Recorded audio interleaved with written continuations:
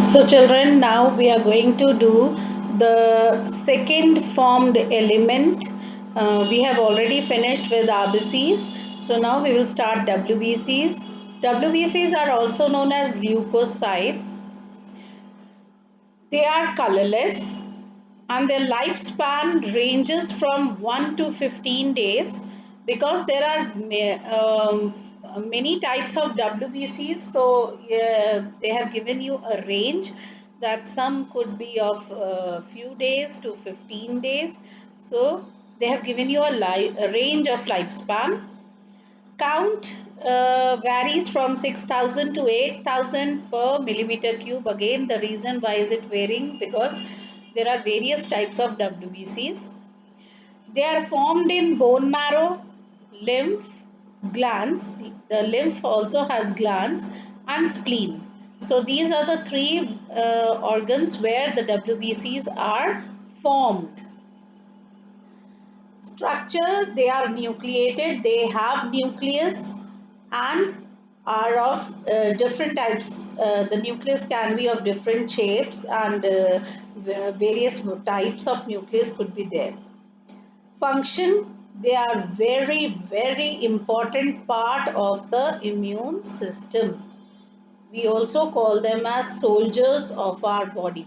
Okay, so let's see types of WBCs. Now I told you there are two types of WBCs, granulocytes and agranulocytes. So first we will go for granulocytes.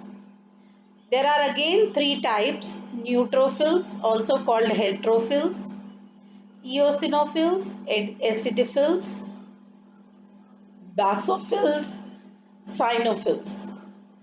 So neutrophils constitute about 60 to 65%. Their main function is phagocytosis.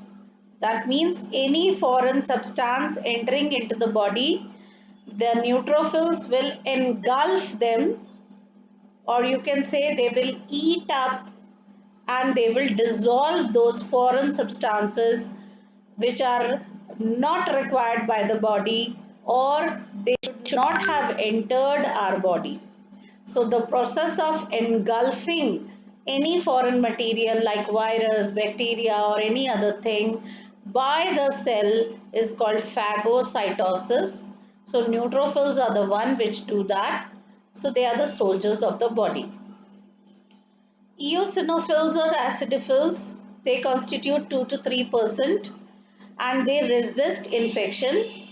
They do not allow they try to resist or they do not allow the infections to come into the body and cause allergic reaction. Suppose if any such substance has entered the body, they will show some kind of allergy. Either it could be itching or it could be swelling or any kind of allergy will be shown so that the person or the doctor can know that any kind of infection has entered the body. So it will cause allergic reactions. Third one is basophils, also known as cyanophils. Very small amount, 0.5 to 1% only, and they secrete histamine, serotonin, heparin. These are very important. You will learn this in detail later on also. And these things like histamine, serotonin, heparin, they cause inflammatory reactions. Now what is inflammation, children? Whenever your body wants to tell or show that something is not good or something which has entered the body should not have entered it, then either they show some kind of reactions like swelling or reddishness or fever or headache or any such kind of reactions will be shown, so that the person can know that something has been wrong.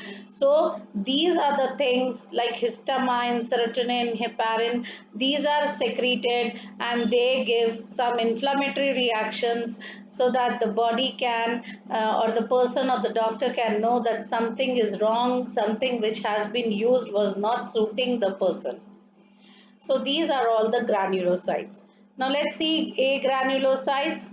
The first type is monocytes. This is the largest WBC. This is the one which is largest in size.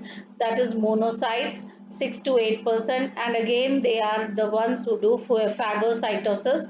I already told you what is phagocytosis: engulfing of any foreign substance that has entered the body.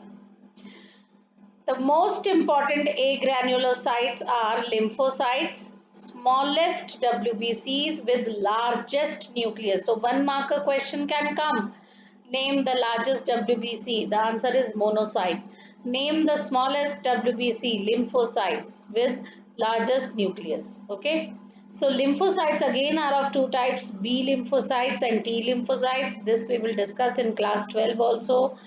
They constitute about 20 to 25%, and they are the ones who are responsible for the immune responses of the body, and they secrete antibodies. So whenever some kind of infection has entered the body, or any foreign organism has entered the body which may cause a disease, so these B and T lymphocytes will activate, then they will produce certain substances or chemicals which will help in fighting those infections, and those are known as antibodies. So these are the ones who will make the antibodies and fight with the infection, right?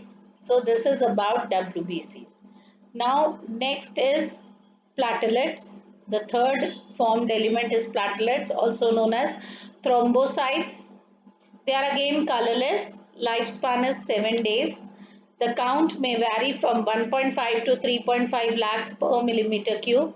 You must have heard that whenever there is some kind of disease, especially in case of dengue and other kind of fevers, the platelet count is to be monitored very much, because if the count is dropping, then the doctor says that the person should get admitted, or then the platelets are given to the person from someone else.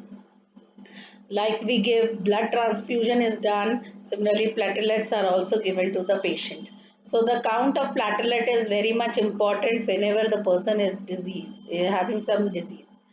Formed in megakaryocytes in the bone marrow. So these are the cells present in the bone marrow where the platelets are formed. Structure, again, they do not have nucleus, and they are just the cell fragments. You see, platelets are the cell fragments without any nucleus. And function is, the main function of platelets is they are responsible for clotting of blood. So these are about platelets and WBCs. Clotting of blood we will do in the next video.